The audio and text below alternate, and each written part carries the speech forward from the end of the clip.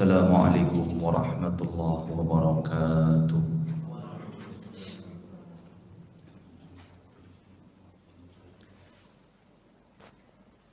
Alhamdulillahi rabbil alamin, wassalatu wassalamu ala asrafil anbiya'i wal mursalin wa ala alihi wa sahbihi wa man tabi'ahum bi ihsanin ila yaumiddin, amma ba'd.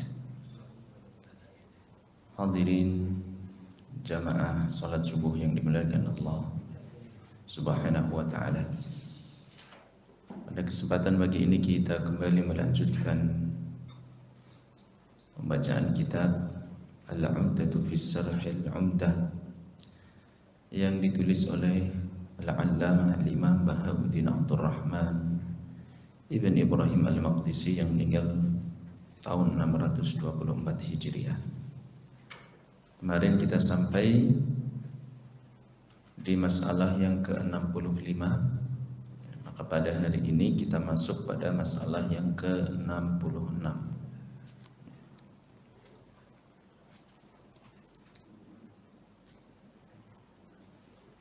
Qala al-musannifu rahimahullah, penulis berkata,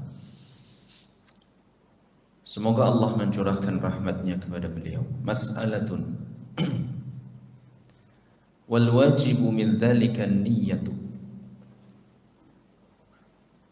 wa hiya syartun li taharatil ahdathi kulliha lima ruya an Umar bin al-Khattab radhiyallahu anhu qala sami'tu Rasulullah sallallahu alaihi wasallam yaqul innamal a'malu binniyati wa innama likulli imri'in ma nawa, muttafaqun alayhi. Wa li'annaha ibadatun fala tasihhu bighairi niyyatin kas-salati wa li'annaha taharatun lis-salati fa'tubirat laha an-niyyatu kat-tayammumi. Ini matan dan sarahnya. Matanya cukup singkat yang ditulis oleh Al-Allamah Al-Imam Ibnu Qudamah rahimahullah. Wal wajibu min dzalika. Dzalika ini kembali kepada wudu. Dan yang wajib dari wudu yang pertama itu adalah niat. Jadi niat hukumnya wajib.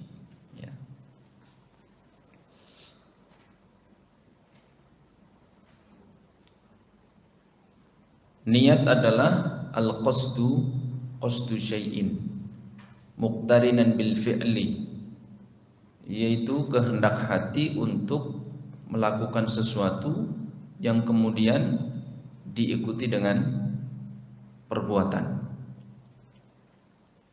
Wa mahalluhal qalbu, tempatnya adalah di dalam hati. Wa hiya syartun li taharatil ahdathi kulliha, dan niat ini menjadi syarat untuk bersuci dari hadas semuanya. Nah, kalimat atau ungkapan syartun li taharatil ahdatsi kulliha ini mengeluarkan ungkapan li taharatil ajnas. Al ahdats jamak dari hadas. Apa itu hadas? Hadas itu sebenarnya sebuah makna, ya.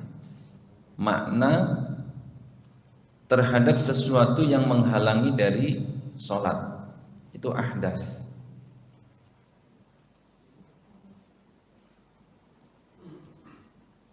Atau yutlaqu ala sababihi, ya, untuk memaknai ahdas ini mungkin sesuatu yang menghalangi atau satu makna yang menghalangi seseorang untuk sholat.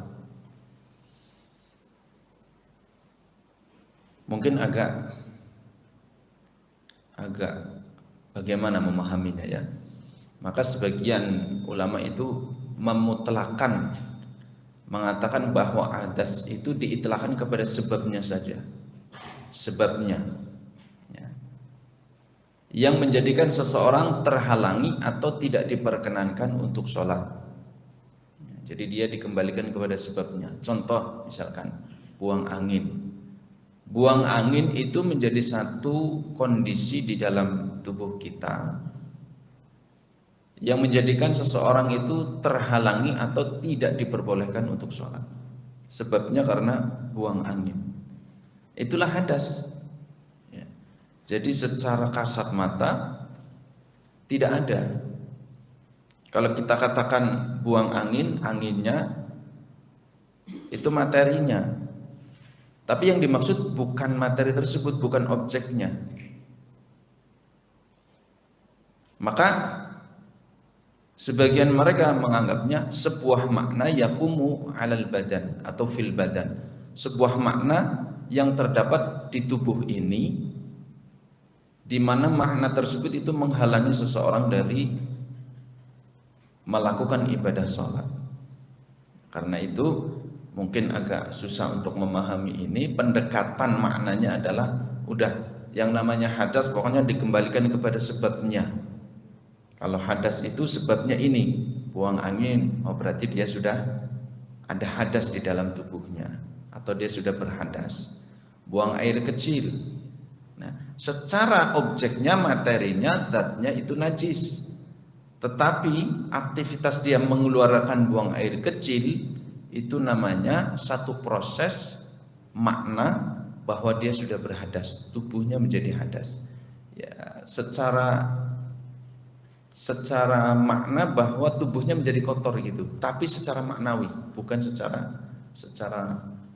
zahirinya, maknawi. Secara makna dia tubuhnya kotor.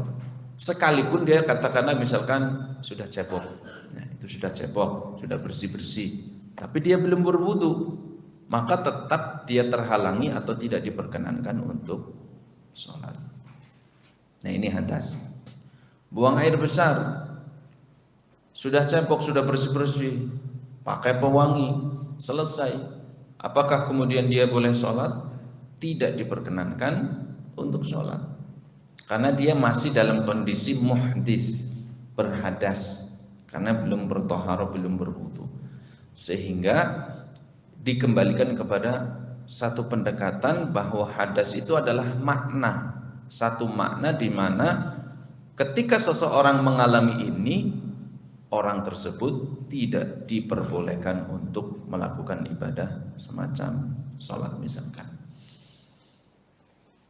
Nah, ungkapan sarutun li taharatil ahdathi, syarat bahwa niat itu adalah syarat untuk bersuci dari hadas ini, mengeluarkan ungkapan li taharati al ajnas atau bersuci dari najis.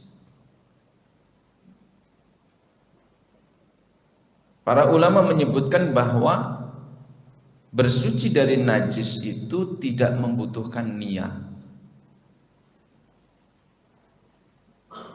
Berbeda dengan bersuci dari hadas. Taruhlah misalkan kita punya pakaian yang terkena air kencing kucing misalkan, ditaruh di depan rumah di kursi, kemudian ada kucing, kita melihat kucing tersebut kemudian kencing di baju, lalu kemudian kita biarkan karena mau mencuci agak gimana gitu, kita biarkan, kita cantolin di depan rumah, lalu kemudian turun hujan, kita nggak berniat untuk membersihkan itu, kita hanya naruh saja di depan rumah, kemudian turun hujan. Setelah turun hujan deras sekali, sekian menit, sekian jam, kemudian aroma itu hilanglah, maka otomatis baju tersebut menjadi suci, meskipun kita tidak meniatkan baju tersebut untuk disucikan, maka dia suci. Maka taharatul ajnasi tidak membutuhkan niat. Ya, bersuci dari najis itu tidak membutuhkan niat. Ya, berbeda di sini bersuci dari hadas itu kulliha, dengan semua jenisnya, dengan semua macamnya membutuhkan niat.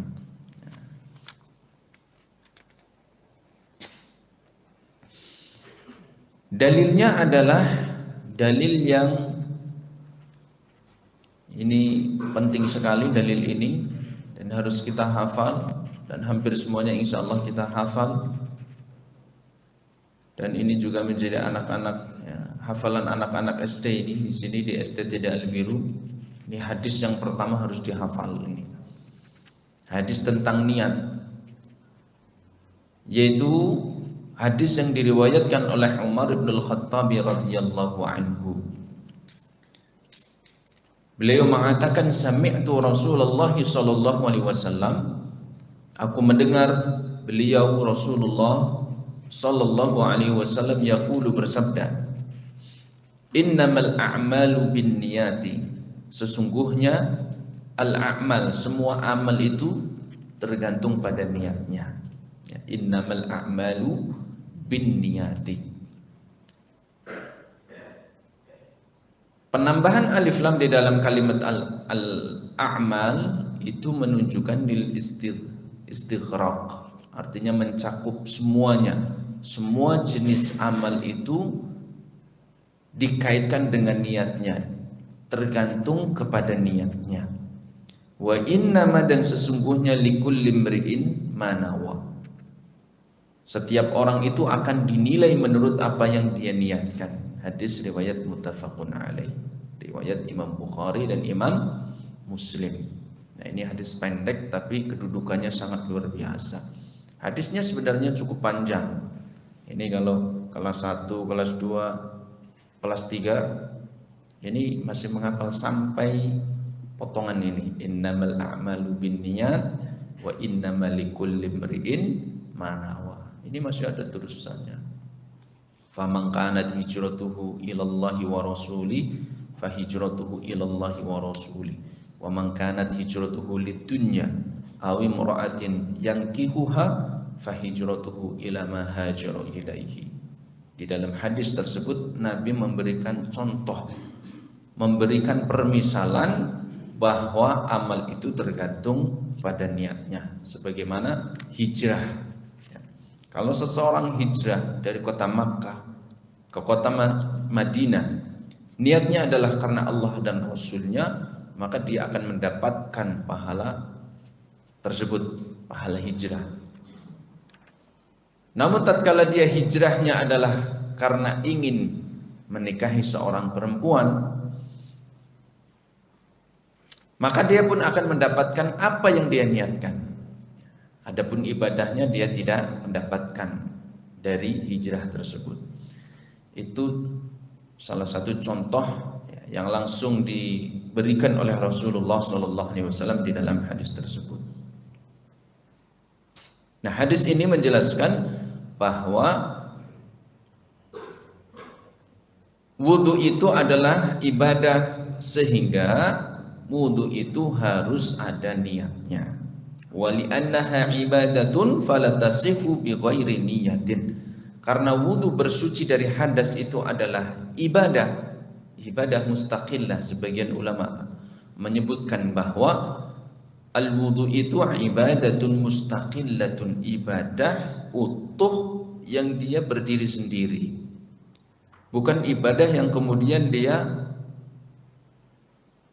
mengekor ataupun terbawa terhadap ibadah yang lain. Tidak. Dari mana kita mengetahui bahwa wudu itu termasuk ibadah tersendiri? Yaitu kemarin yang sudah kita bahas, bahwa setelah wudu itu ada keutamaan-keutamaan yang Allah berikan kepada kita, Allah janjikan kepada kita, bahwa barang siapa yang dia mengucapkan atau membaca zikir setelah wudu, asyhadu an la ilaha illallah wahdahu la syarikalah wa asyhadu anna Muhammadan abduhu wa rasuluh, futihat lahu abwabul jannati tsamaniyah yadkhulu min ayyiha sya'a. Itu diantara keutamaan seseorang yang membaca zikir setelah berwudu.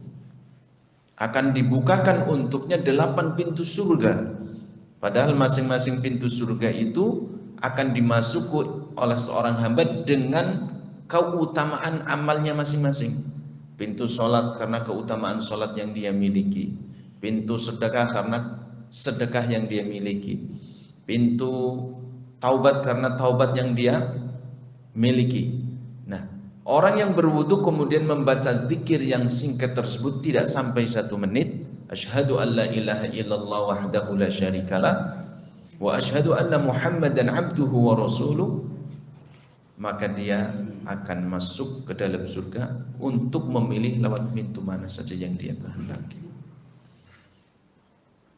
Nah, pemberian keutamaan ini itu menunjukkan bahwa wudu itu ibadatun mustaqillatun, ibadah yang berdiri sendiri, independen, maka dia membutuhkan niat. Fala tasihu bi ghairi niyatin kas-shalah, sebagaimana halnya salat tidak sah tanpa adanya niat. Karena itu di dalam beberapa, nah ini kalau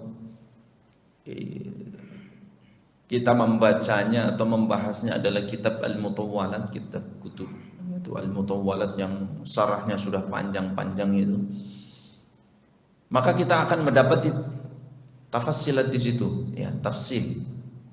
Kalau di sini kan hanya misalkan Imam Ibnu Qudamah hanya menyebutkan wal wajibu min dzalika niyatu. Yang penting niat kalau wudu, niat. Niat wudu sudah. Itu harus dihadirkan dalam hati kita. Tapi dalam kutub Al-Mutawwalat itu yang syarahnya sudah panjang menyebutkan beberapa kalam ulama, beberapa pendapat, maka di situ ada tafassilat, penjelasan lebih rinci lagi.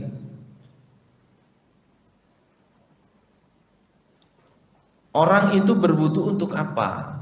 Atau kita melihat konteksnya. Ibadah apa saja yang di situ harus ada atau mensyaratkan wudu? Apakah semua yang wajib atau memang ada ibadah yang sunnah? Ternyata ada yang wajib, misalkan sholat. Sholat juga ada yang sunnah, ternyata sholat sunnah. Lalu kemudian membaca Quran juga ibadah di luar sholat yang dianjurkan untuk berwudu terlebih dahulu. Lalu kemudian ada yang lainnya, misalkan untuk zikir secara umum. Ya.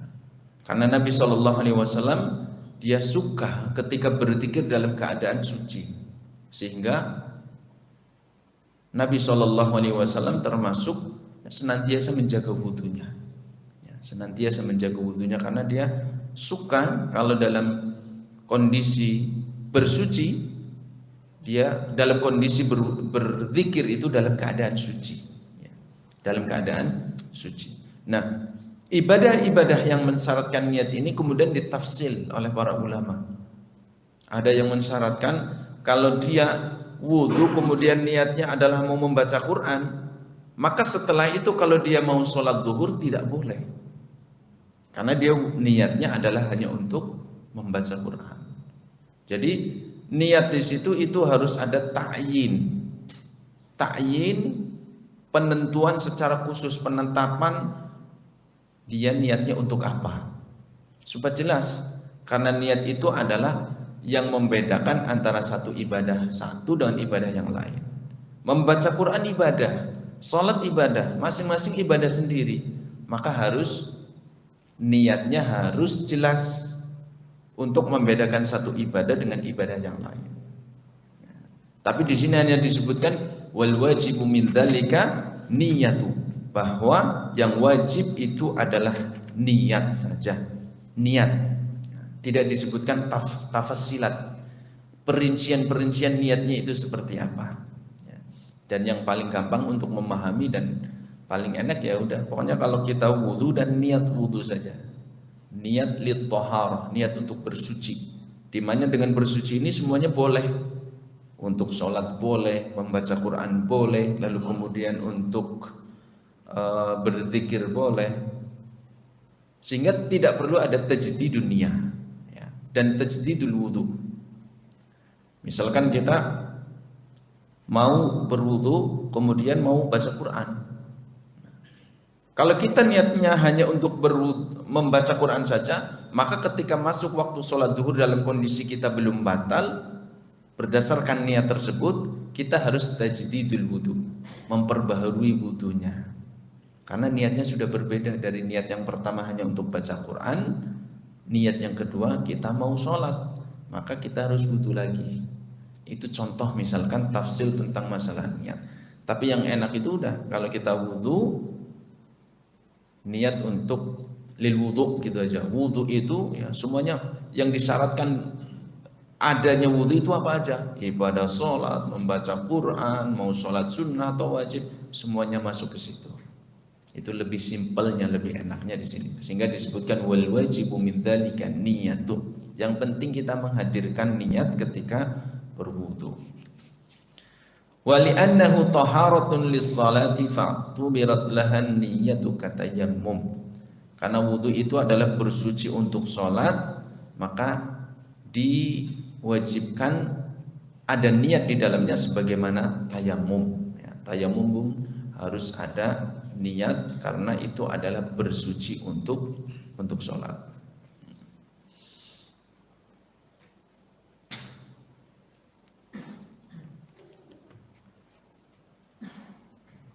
Dan catatan yang perlu kita pahami di sini bahwa ketika kita hendak melakukan satu ibadah tertentu, maka hendaklah kita istihdharul qalbi. Karena mungkin wudu adalah satu aktivitas yang rutin setiap hari, sholat adalah aktivitas yang rutin kita lakukan setiap hari. Mungkin orang terlena. Sehingga kita dapatkan beberapa kondisi itu ada zikir-zikir yang disebutkan. Misalkan sebelum wudu itu disunahkan untuk membaca bismillah. Ya, nanti pembahasan tentang masalah al-masnunat.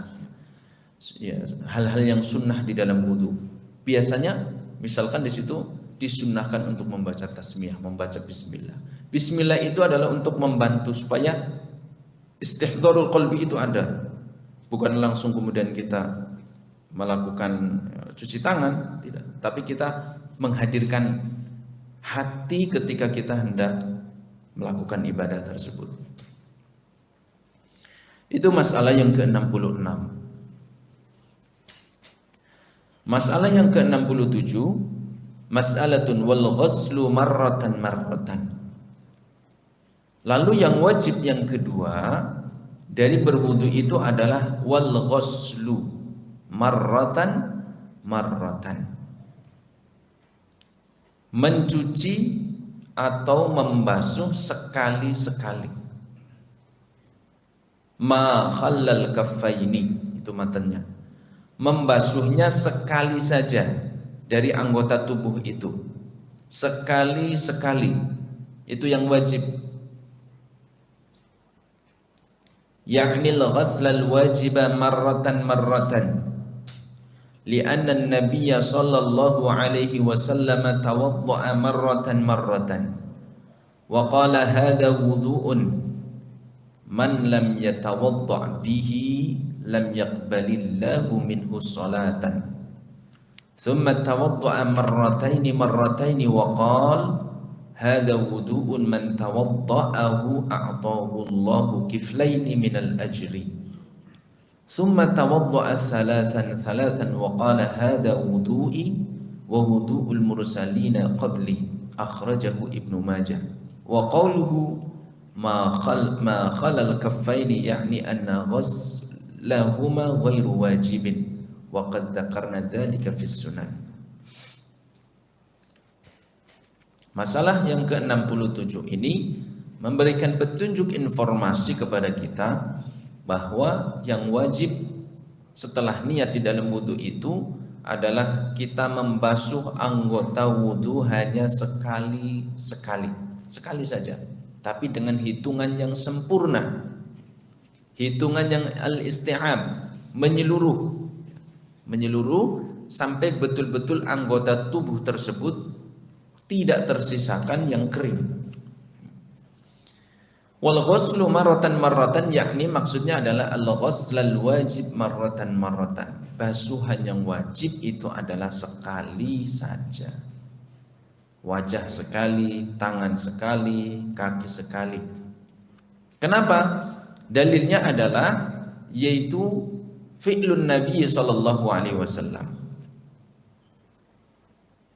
Perbuatan beliau sallallahu alaihi wasallam, karena diriwayatkan bahwa Nabi sallallahu alaihi wasallam itu ketika berwudu membasuh anggota tubuhnya sekali-sekali, tawadda'a marratan, sekali dengan sempurna, lalu kemudian berpindah kepada anggota tubuh yang lainnya, Sekali lagi, wa qala hadza wudu'un. Lalu kemudian di dalam riwayat tersebut Nabi sallallahu alaihi wasallam mengatakan, ini adalah wudu man lam yatawadda bihi, barang siapa yang tidak berwudu dengan cara ini, lam yaqbalillahu minhu salatan, maka Allah tidak akan menerima salatnya. Lalu kemudian summa tawadda'a marrataini. Nabi sallallahu alaihi wasallam kemudian dalam satu kesempatan berwudunya dua kali.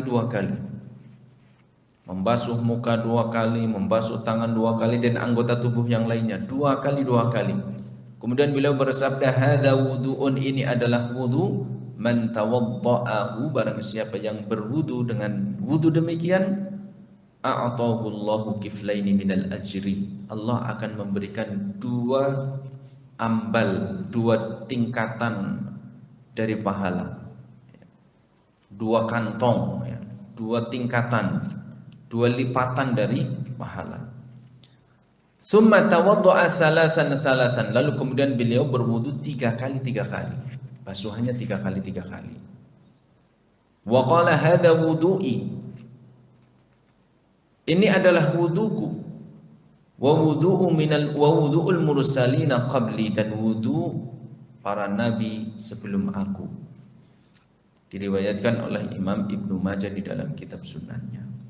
Nah, ini menunjukkan bahwa hadis-hadis ini memberikan informasi kepada kita yang wajib dari membasuh anggota tubuh itu adalah sekali. Karena dari mana kita memahami bahwa sekali itu menunjukkan satu yang wajib, yaitu tatkala beliau mengatakan hadza wudu'un. Ketika beliau mengatakan ini adalah wudu, artinya basuhan sekali dari anggota tubuh itu sudah memenuhi atau sudah mencukupi dan dianggap sebagai wudu, karena beliau mengatakan ini adalah wudu. Kalau sekali saja tidak cukup, tentu Nabi tidak mengatakan atau mengistilahkan, memberikan kesimpulan ini adalah wudu. Kesimpulannya apa? Kalau sekali tidak cukup, berarti Nabi harus membasuh 3 kali baru mengatakan ini adalah wudu. Karena ketika Nabi membasuhnya sekali, lalu beliau memberikan kesimpulan hadza wudu'un, menunjukkan wudu sudah menjadi satu ibadah yang utuh, dianggap sebagai aktivitas bersuci yang benar, minimal adalah basuhan sekali, dan itu yang wajib. Lalu kemudian beliau mengatakan man lam yatawadda bihi, barang siapa yang tidak berwudu dengan cara wudu tadi, artinya wudunya membasuhnya separoh, tidak sampai sekali, belum sempurna, maka Allah tidak akan menerima sholat orang yang dengan wudu demikian. Sekalipun dia sholatnya tidak diterima, karena wudu itu syarat sah sholat. Ketika Allah mengatakan lam yaqbalillahu minhu sholatan, Allah nggak akan menerima sholat seseorang yang wudunya tidak demikian, minimal sekali. Itu bedanya dengan ungkapan yang kedua. Ungkapan yang pertama itu dikaitkan dengan Allah tidak akan menerima sholat orang yang wudunya tidak demikian. Tapi ungkapan yang kedua, ketika Nabi berwudunya 2 kali, Nabi mengatakan a'tahullahu kiflain. Nabi menjelaskan tentang keutamaannya. Kalau wudunya 2 kali, dia akan mendapatkan 2 lipat ganjaran. Tidak dikaitkan dengan lam yaqbalillahu minhu sholatan. Nah, berbeda dengan tadi, kaitan ini menunjukkan bahwa wudu yang sekali-sekali itulah yang wajib. Sedangkan ketika ditambah basuhannya menjadi 2 kali, itulah yang sunnah. Itu tambahannya. Sehingga tidak perlu ada penjelasan lam yaqbalillahu minhu sholatan. Nah, di ungkapan yang ketiga, ketika Nabi wudunya 3 kali basuhannya, beliau mengatakan ini wudunya para nabi sebelum aku. Nah, ini menunjukkan bahwa Syariat wudu juga merupakan syariat nabi-nabi ataupun para rasul sebelum beliau sallallahu alaihi wasallam. Paham ya Pak dari sini? Logika, alur logikanya seperti itu, alur logikanya.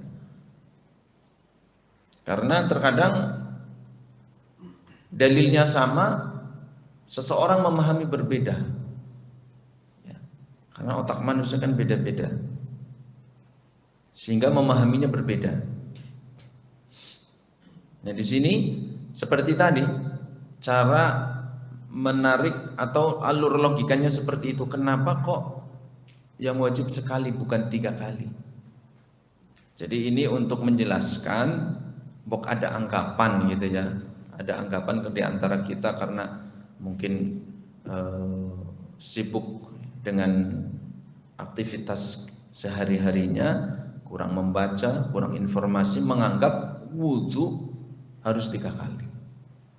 Ya, artinya wajib gitu, melihat seseorang kemudian dia wudhu hanya 2 kali basuhan atau sekali basuhan saja. Mungkin karena memang momen-momen tertentu kondisional, airnya tidak mencukupi, musim kering, airnya harus dibagi, mana yang untuk minum, mana yang untuk bersuci.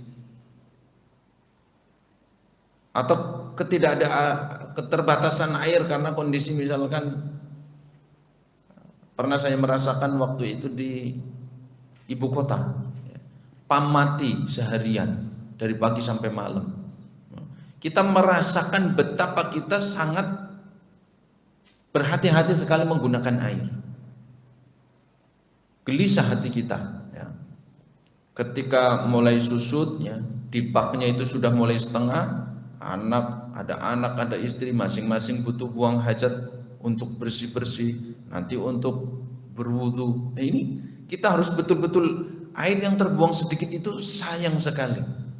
Ini kondisi-kondisi yang jarang kita hadapi. Apalagi kalau betul-betul memang tidak ada air. Kalau kondisi seperti itu kan mungkin kita masih nyari ke tetangga, nyari yang pakai mesin pompa air itu kan. Tapi jarang yang punya rumah ada pompa airnya, rata-rata pakai PAM gitu. Maka itu kondisi yang sangat kita membutuhkan air, sehingga kita memakai air itu harus betul-betul berhati-hati. Tidak seperti di Al-Birru itu ya, harus butuh aja langsung full, gitu kan.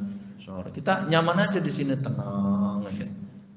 Mau wudu aja kita udah buka keran, orang ngobrol, ngumbas gile, padahal kalau ditampung berapa gayung, setengah ember itu. Setengah ember itu bisa berwudu untuk berapa orang? Segini ini bisa untuk berwudu ini. Ya. Silakan buka di YouTube. Berwudu minimal dengan air segini. Nah, zaman Nabi SAW itu air kan sangat susah. Di kondisi di medan, di tanah yang seperti itu, maka wudunya itu sangat betul-betul berhati-hati ketika membasuhnya dan seterusnya. Nah, alur logikanya seperti itu. Ketika di sini dikaitkan dengan Nabi mengatakan lam yaqbalillahu minhu sholatan, menunjukkan bahwa yang pertama basuhan yang sekali itulah yang wajib, adapun yang lainnya itu menunjukkan tambahan-tambahan keutamaannya, dan ini menunjukkan sunnah ya. Wa qauluhu ma khalal kaffaini, selain kedua tangan sampai pergelangan ini. Jadi kalau khalal kaffaini itu yang di awal wudu, itu anna ghaslahuma ghairu wajib, membasuhnya itu tidak wajib, sebagaimana kami telah sebutkan waqad dzakarna dzalika fis sunan, tentang sunnah-sunnah wudu, dan pada pembahasan masalah yang keberapa, kalau tidak salah yang pertama ya 1-2. Yang ketiga yaitu masalah yang ke-57, wa yaghsilu kaffaihi thalathan ya. Karena di situ disebutkan membasuh tangan di awal wudu dari ujung jari sampai pergelangan itu ya, sebagaimana kemudian Nabi SAW di dalam hadis yang lain mengatakan idza staiqadha ahadukum falyaghsil kaffaihi thalatha marratin qabla an yudkhilaha fil ina fa innaka la tadri aina batat yaduhu. Jadi 3 kali sebelum kita memulai wudu, kita basuh, kita cuci dulu tangan dari ujung jari jemari sampai pergelangan tangan 3 kali. Dan itu hukumnya sunnah. Kenapa? Karena maksud dari tangan ini itu adalah alatun naqli. Tangan ini menjadi alat, menjadi media, sarana untuk memindahkan air ke anggota tubuh yang lain. Sehingga ini harus dipastikan suci terlebih dahulu. Karena kalau tangan ini kotor, artinya mengandung najis, maka air yang dipindahkan ke anggota tubuh wudu yang lain, maka anggota tubuh tersebut menjadi terkena najis. Sehingga harus dipastikan bahwa kedua telapak tangan ini adalah bersih, yaitu suci dengan mencucinya sebanyak 3 kali. Dan itu hukumnya sunnah. Andai seseorang dia hanya mengerjakan yang wajib saja, niat langsung kemudian membasuh muka, jadi nggak membasuh tangan dulu, setelah niat dia langsung ambil air kemudian dibasuhkan kepada mukanya, itu sah, boleh. Dia hanya mengerjakan yang wajib-wajib saja, seperti tadi misalkan karena keterbatasan air. Kalau harus dengan yang sunnah-sunnah kayaknya nggak mencukupi, maka dia kerjakan yang wajib saja sebagaimana yang disebutkan di dalam ayat, maka dia boleh, ya. Masalah yang ke-68, wa mashur ra'si kullihi fardun li hadis Abdullah ibn Zaidin wa qad sabaqa. Hadisnya sudah disebutkan pada masalah sebelumnya ketika menyebutkan berwudu secara urut. Wa anhu, dan diriwayatkan dari Imam Ahmad, ya, wa yujzi'u mashu ba'dihi wa nuqila an Salamah bin al-Aqwa annahu kana yamsahu muqaddam ra'sihi wa ibnu Umar masah al-yafuq wa daliluhu ma rawa al-Mughirah ibnu Syu'bah anna an-nabiy sallallahu alaihi wasallam masaha bi nasiyatihi wa kamala al-masha ala imamatihi wa li'anna man masaha ba'da ra'sihi yuqalu masaha bi ra'sihi kama yuqal masaha bi ra'si al-yatim wa qabbala ra'sahu wa ikhtalafa ashabuna fi qadri al-ba'd al-mujzi. Qala al-qadi qadru an-nasiyati li hadis al-Mughirah wa haqa Abu al-Khattab an Ahmad la yujzi illa masaha aktharihi li'anna al-akthar yutlaqu alaihi ismu syai' al-kamil.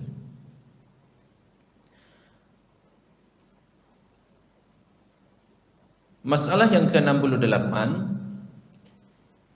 menyebutkan tentang hal yang wajib yang ketiga dari wudu, yaitu mengusap kepala. Dalam madhab Hambali semuanya, bukan sebagian, ya. Mengusap semua kepala. Kemarin sudah disebutkan batasannya, wajah sudah, kepala sudah. Mashur ra'si, mengusap kepala, semuanya adalah fardun. Dalam madhab Hambali, mengusap semua kepala adalah hukumnya wajib, berdasarkan hadis Abdullah bin Zaid yang sudah disebutkan sebelumnya. Hadis Abdullah ibn Zaid,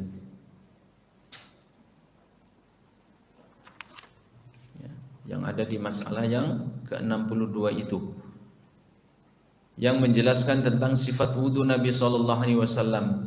Famasaha ra'sahu biyadayhi fa'aqbala bihima wa adbara bada'a bimuqaddami ra'sihi hatta dhahaba bihima ila qaffahu thumma raddahuma ila al-makan alladhi bada'a minhu. Muttafaqun alaih. Ini hadis Abdullah bin Zaid yang menjadi sandaran di dalam madhab Hambali bahwa mengusap kepala semuanya itu hukumnya wajib. Ya. Ini pendapat yang didahulukan di sini sebagaimana yang dijelaskan oleh Al-Imam Bahauddin Abdurrahman ibn Ibrahim Al-Maqdisi rahimahullah, bahwa hukumnya wajib. Wa anhu, Dan ada riwayat dari Imam Ahmad yujzi'u mashu ba'dihi, boleh mengusap sebagian. Jadi ada dua riwayat di dalam madhab ini. Tapi ketika yang menjadi tradisi Imam Bahauddin, kalau disebutkan yang pertama maka itu adalah pendapat yang dikuatkan, ya, bahwa mengusap semula seluruh kepala itu hukumnya wajib. Tapi memang ada riwayat dari beliau Imam Ahmad itu boleh mengusap sebagiannya. Boleh mengusap sebagiannya. Kalau mengusap seluruhnya, yaitu hadis riwayat Bukhari dan Muslim muttafaqun alaih dari Abdullah bin Zaid yang kemarin itu, mengusap dari depan kepala sampai kofah, sampai tengkuk, kemudian dikembalikan ke depan, lalu kemudian ada tambahan riwayat yang lain, hadis yang lain menyebutkan sampai kemudian masuk ke telinga, ya, diteruskan ke telinga, ya, di mana jari telunjuk itu masuk ke dalam telinga bagian dalam, lalu kemudian ibu jari untuk mengusap telinga bagian luar. Li'anal udhunaini minar ra'si, karena dua telinga itu bagian dari kepala, ya. Jadi dari depan ke belakang, kemudian ke depan lagi langsung masuk ke telinga, jari telunjuk masuk ke dalam bagian dalam, lalu kemudian al-ibham bagian ibu jari mengusap bagian luar. Adapun pendapat yang kedua yang diriwayatkan dari Imam Ahmad, boleh mengusap sebagiannya, ya, boleh mengusap sebagiannya, sebagaimana yang dinukilkan dari riwayat Salamah ibn al-Aqwa, bahwa dia mengusap muqaddamar ra'sihi, dia mengusap bagian depan kepalanya saja, ya, sini ya, sampai tengah, mengusap bagian depan kepalanya saja. Lalu riwayat Ibnu Umar, masahal yafukh, yafukh itu ubun-ubun, dia hanya mengusap sini aja, ubun-ubun, ya, bagian depan ini ubun-ubunnya, ini ubun-ubun. Wa daliluhu ma rawal Mughirah ibnu Syu'bah anna Nabiya sallallahu alaihi wasallam masaha binasiyatihi, nasiyah juga ubun-ubunnya. Dalilnya adalah riwayat Al-Mughirah ibn Syu'bah. Nah, ini riwayat yang lain tentang Nabi sallallahu alaihi wasallam. Kalau tadi kan sahabat, ya, sahabat Salamah ibn Aqwa, dia berwudunya mengusap bagian depan kepala saja. Lalu Abdullah bin Umar, dia juga mengusap bagian depan saja, yaitu bagian ubun-ubun. Nah, ini Al-Mughirah bin Syu'bah meriwayatkan apa yang langsung dilakukan oleh Nabi sallallahu alaihi wasallam. Beliau melihat bahwa Nabi sallallahu alaihi wasallam masaha binasiyatihi wa kammal al-masha ala imamatihi.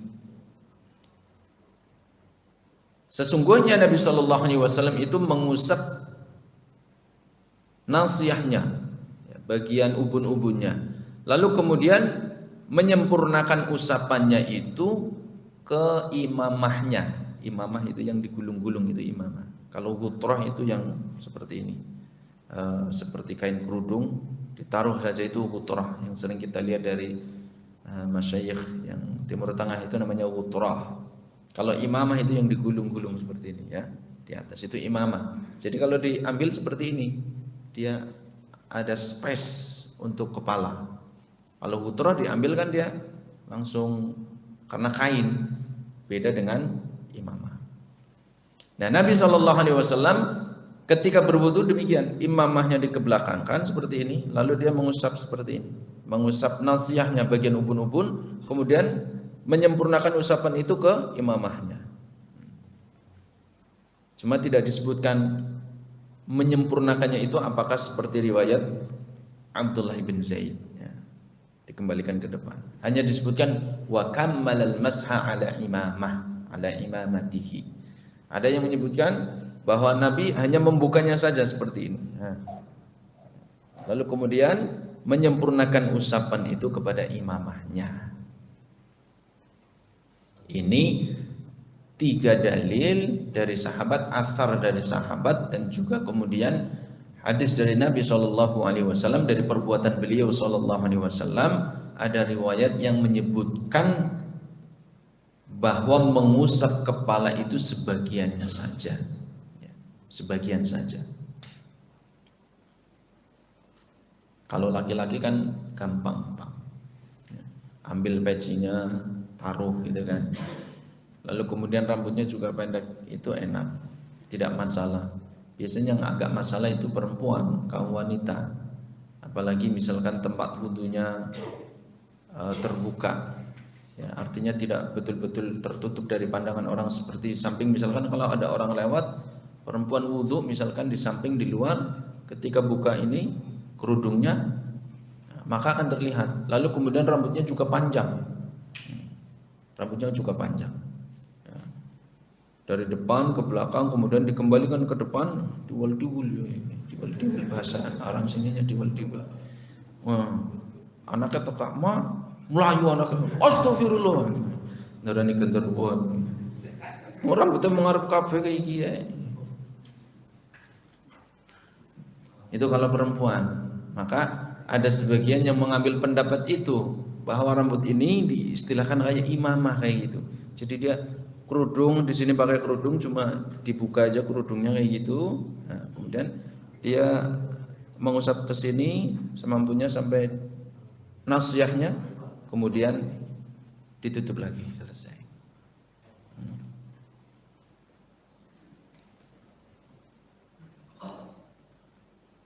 Itu dalilnya. Lalu kemudian taklilnya.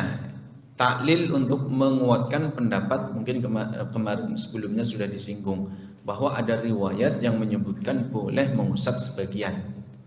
Wali anna mashab ba'dha ra'sihi yuqalu masaha bi ra'sihi, masha bi ra'sihi atau masaha bi ra'sihi. Karena mengusap sebagian kepala itu sudah dianggap makna dia mengusap kepalanya, ya, mengusap kepalanya.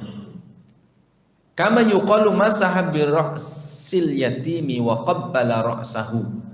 Ya, kalau kemarin saya mengungkapkan atau mengilustrasikan, menggambarkan Febri, ya, Febri pulang ke rumah nangis-nangis. Kenapa? Karenanya sirahnya digedaki wong. Nah, padahal yang dipukul cuma sebagian, tapi Febri mengungkapkan kepala saya dipukul orang. Nah, kepala saya dipukul orang. Nah, di sini sama. Diberikan contohnya, kama yuqalu masaha bi ra'sil yatim. Aku mengusap anak yatim. Nah, anak yatim padahal dipegang sininya saja. Masya Allah, barakallahu fiik, ya, dia kasih sangu misalkan. Gimana, sehat? Padahal dia cuma megang, enggak semua, enggak sampai ke belakang, dipegang ubun-ubunnya saja. Ya, dikumpulkan anak yatim, kemudian baris, misalkan seperti itu, dipegang semua, didoakan. Ya, masaha bi ra'sil yatim. Wa qabbala ra'sahu. Lalu kemudian dia mengucap keningnya di sini, kening bagian atas dekat rambut. Ya. Dia mengecup atau mencium kepala anak yatim. Setelah diusap dicium anak yatim. Kan seringnya dicium sininya, bagian kening atas itu yang dicium. Kalau kita mau mencium anak-anak seperti itu misalkan. Apakah wa qabbala ra'sahu, makna mencium kepala itu semuanya dicium? Kan enggak. Padahal ketika saya sudah mencium anak yatim, mencium kepalanya, padahal cuma sininya saja, itu sudah dianggap sebagai makna mencium kepala, mengecup kepala.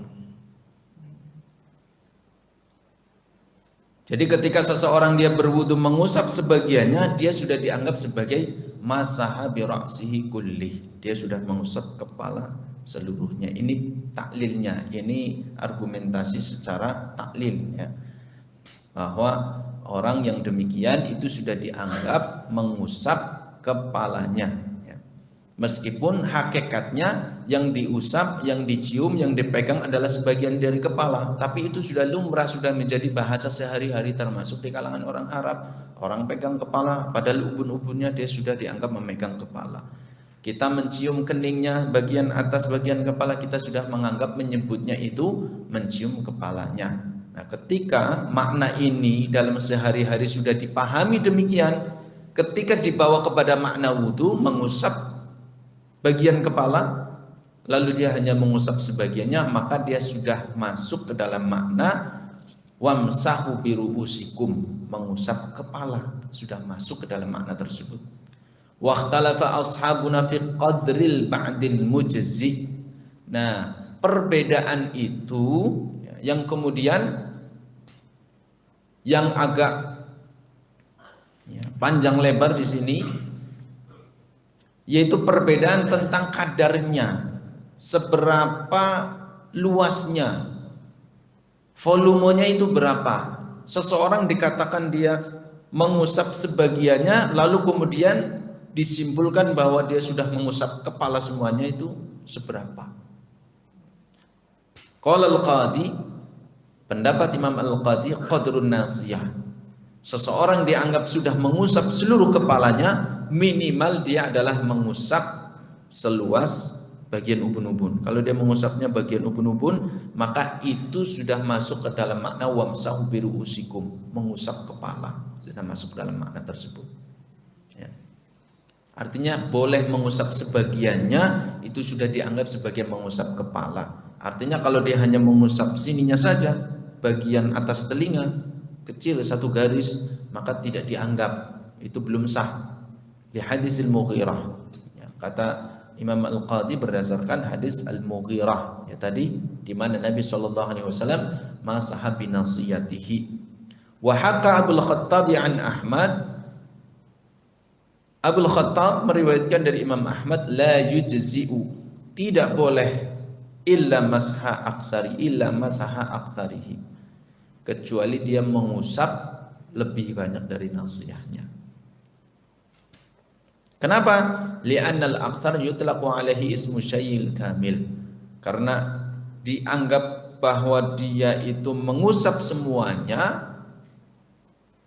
Kapan itu mewakili? Kalau dia mengusap sebagian banyaknya, jadi 50% lebih. Kalau hanya nasiyahnya saja, itu belum mencapai 50% dari kepala, sehingga tidak dianggap bahwa dia sudah dinilai mengusap semua kepala. La yujzi. Ya, kalau Abul Khattab itu mengatakan enggak boleh. Kalau Imam Al-Qadi minimal bagian ubun-ubun saja itu sudah boleh, atau dianggap dinilai dia sudah mengusap kepala semuanya. Karena hadis tadi, anna Nabiyya sallallahu alaihi wasallam masaha binasiyatihi. Tapi riwayat Abul Khattab dan Imam Ahmad tidak boleh. Minimal dia harus 50% lebih. Karena sesuatu itu dinilai atau mewakili seluruhnya kalau sudah 50% lebih. Ini seperti kayak pemilu ya Pak.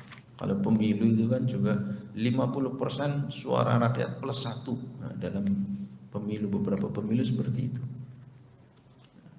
Ya, kemarin saya baca di Turki itu cuma 49, sekian persen, 49,98%, kurang berapa ratus ribu suara, nggak sampai 50% lebih.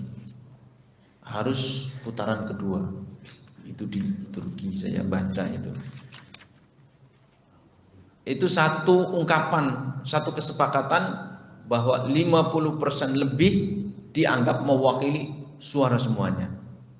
Di sini pun ada ungkapan itu, bahwa dianggap masaha, ya, yutlaqu alaihi ismu syai'il kamil illa masaha aksarihi, kecuali kalau dia mengusap lebih banyak, 50% lebih, itu lebih banyak dari nasiyah. Nah, karena nasiyah ini ya seolah-olah menggambarkan ya, setidaknya separuh kepala. Ya, hadza wallahu a'lam. Masalah yang ke-69, mas'alatun wa tartibul wudu'i ala ma dzakarna, li'anna Allah subhanahu amara bi ghuslil a'dha'i wa dzakara fiha, ay al-a'dha' ma yadullu ala tartib. Fa innahu adkhala mamsuhan baina maghsulaini wal 'arabu la taqta'u an-nadhira 'an nadhirihi ila li fa'idatin wal fa'idatu ha huna at-tartibu wa siqatil ayatu li bayanil wajib fayakunu wajiban wa lihadza lam yadhkur fiha syai'an minas sunan wa li'annahu ma taqtadha al-lafdhu at-tartiba kana ma'muran bihi wal amru yaqtadil wujuba wa kullu ma haqa wudu'an nabiy sallallahu alaihi wasallam haqahu murattaban wa huwa mufassirun lima fi kitabillahi ta'ala wa tawadda'a an-nabiy sallallahu alaihi wasallam murattiban wa qala hadza wudu'un la yaqbalu Allahu as-salata illa bihi ay bimithlihi. Ya. Masalah yang ke-69 yaitu ketika berwudu harus tartib. Ini wajib hukumnya. Tartib berurutan sebagaimana yang disebutkan di dalam ayat ya ayyuhalladzina amanu idza qumtum ila sholati faghsilu wujuhakum wajah wa aydiyakum ilal marafiqi, lalu kemudian kedua tangan, wamsahu biruusikum, lalu kemudian mengusap kepala, kemudian kaki, wa arjulakum ilal ka'bain. Itu urutan anggota tubuhnya, wajah, tangan, kepala, kaki.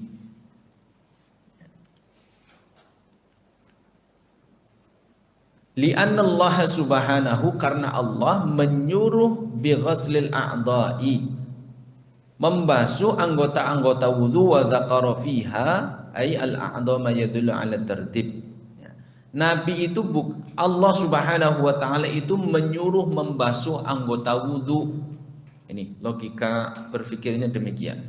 Allah memerintahkan kita untuk wudu, ya ayyuhalladzina amanu idza qumtum ila sholati faghsilu. Basuh, kan memerintahkan al-aslu fil amri lil wujub. Hukum asal perintah itu menunjukkan wajib. Berarti kita wajib membasuh, wajib berwudu. Nah, di sini Allah Subhanahu wa taala bukan hanya memerintahkan untuk membasuh anggota tubuh saja. Basuh itu anggota tubuhnya. Tapi Allah Subhanahu wa taala merinci di situ. Faghsilu wujuhakum wa aydiyakum ilal marafiqi wamsahu biruusikum wa arjulakum ilal ka'bain. Merinci secara jelas. Wa dzakara fihal a'dha'a ma yadullu 'ala tertib, di mana Allah menyebutkan di dalam ayat tersebut anggota-anggota wudu secara berurutan. Ma yadullu 'ala tertib, maka ini menunjukkan urutannya harus wajib. Menunjukkan urutannya wajib. Itu yang pertama. Ya. Jadi Allah bukan hanya menyuruh untuk membasuh anggota tubuh, tapi ketika anggota tubuh ini disebutkan secara rinci dan tertib urutan, maka itu menunjukkan satu, membasuhnya wajib, yang kedua mengandung makna membasuhnya harus berurutan sesuai anggota wudhu yang disebutkan. Itu yang pertama. Yang kedua, fa innahu adkhala mamsuhan baina maghsulaini. Nah, ini bagaimana para ulama begitu jeli sekali bahwa Allah Subhanahu wa taala menyebutkan anggota yang diusap itu di antara anggota yang harus dibasuh. Wal arabu la taqta'un nadhir an nadhirihi ila lil faidah. Dan Allah Subhanahu wa dan orang-orang Arab itu, ya, di dalam bahasa Arab itu, orang-orang Arab itu tidaklah dia memutus satu makna dari makna-makna yang sama dengan makna yang berbeda, kecuali itu menunjukkan ada faidah di dalamnya. Ya ayyuhalladzina amanu idza qumtum ila sholati faghsilu wujuhakum, wajah dibasuh, wa aydiyakum ilal marafiqi, tangan dibasuh. Tiba-tiba wamsahu biruusikum, dipotong sama Allah dengan makna lain, usaplah kepala kalian. Setelah itu wa arjulakum ilal ka'bain, membasuh kaki lagi. Kenapa enggak harus membasuh muka, membasuh tangan, membasuh kaki, baru mengusap kepala? Nah, dalam kalangan Arab, orang-orang Arab itu kalau ada satu makna, beberapa ya, yang maknanya sama kemudian dipisah dengan makna yang berbeda, ini menunjukkan faedah. Wal faidatu hauna at-tartib, menunjukkan berarti itu harus berurutan. Menunjukkan berurutan. Wasiqatil ayatu li bayanil wajib. Adapun siyak ayat, bentuk ayat yang dimana ayatnya menunjukkan kalimat perintah, itu menunjukkan, menjelaskan hal ini adalah wajib. Fayakunu wajiban. Walihada lam yadhkur fiha syai'an minas sunan. Demikian juga Allah Subhanahu wa taala yang ketiga tidak menyebutkan satu sunnah pun di dalam ayat tersebut. Semuanya wajib, tidak disebutkan sunnah-sunnah di dalamnya. Wali annahu ma taqtadul lafdz tartib kana ma'muran bihi wal amru yaqtadil wujub. Ya. Yang ketiga, yang keempat, wali annahu, dan karena mata iqtadal lafdhu at-tardib kana ma'muran bihi. Jadi konsekuensi dari lafaz tersebut itu adalah tartib. Karena tadi alasannya adalah satu, Allah memerintahkan untuk membasuh anggota wudu. Bukan hanya memerintahkan membasuh saja, tapi anggota wudunya disebutkan. Maka ini menunjukkan tertib. Yang kedua menunjukkan tertibnya adalah karena ada anggota tubuh, basuhan-basuhan itu kemudian dipisahkan dengan usapan.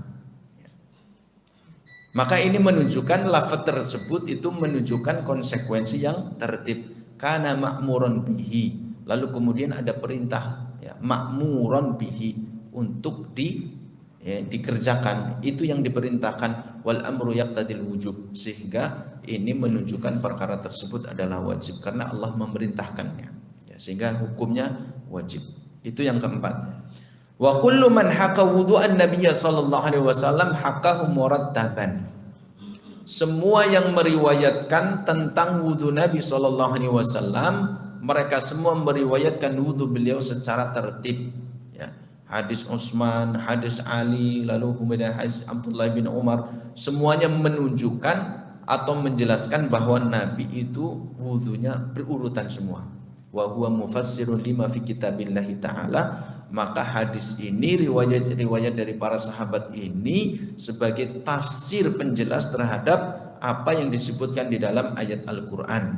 Wa tawadda'an nabiyyu sallallahu alaihi wasallam murattiban. Lalu yang kelima itu, ya, Nabi sallallahu alaihi wasallam berwudunya memang betul-betul tertib, ya, langsung dicontohkan dengan perbuatan beliau sallallahu alaihi wasallam, dan beliau mengatakan wa qala hada wudu'un, ini adalah wudu. Yang namanya wudu itu seperti ini, enggak boleh dibolak-balik. Ini wudu. Nah, ini tertibnya seperti ini. Hada wudu'un la yaqbalullahu salata illa bihi. Sehingga tidak sah atau Allah tidak menerima salat kecuali dengan wudu yang demikian. Maka kalau wudunya dibolak-balik, kaki dulu, kemudian lalu kepala, kemudian tangan, lalu kemudian wajah dan seterusnya, atau dia ingin berkreasi, ya, maka tidak sah wudunya dan sholatnya juga tidak sah, ya. Karena wudunya tidak sah, sholatnya menjadi tidak sah dan tidak diterima oleh Allah Subhanahu wa ta'ala. Hadza wallahu a'lam. Insyaallah kita lanjutkan pada pertemuan yang akan datang dengan masalah yang ke-70, masih terkait hal yang wajib dari wudu ini. Subhanakallahumma wa bihamdika asyhadu an la ilaha illa anta astaghfiruka wa atubu ilaik. Assalamualaikum warahmatullahi wabarakatuh.